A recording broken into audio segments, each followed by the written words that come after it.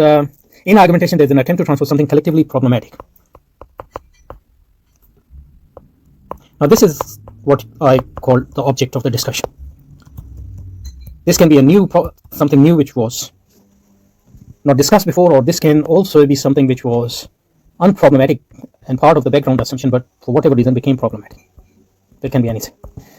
So something argumentation, there's an attempt to transform something collectively. So this object, you enter into the argument because you want to, now this has become problematic. So you want to turn this something collectively problematic into something collectively valid. And what's the difference between something collectively problematic and valid? Because you give reason for and against this object, and if you agree, then this new agreement based on reason become transform this something problematic that into something unproblematic and something valid. So the difference between problematic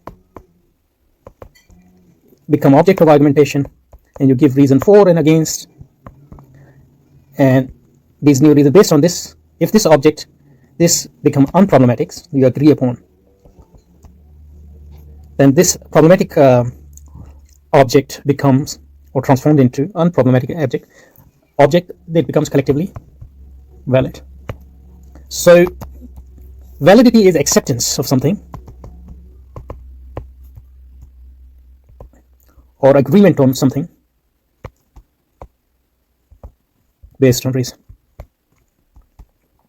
And since it is based on reason, this agreement, it is different from mere agreement, because mere agreement is just you agree on something for based on something other than reason. Because if you agree on something based on reason, then those reason can always be contested in the future, and this collectively valid can again become collectively unproblematic.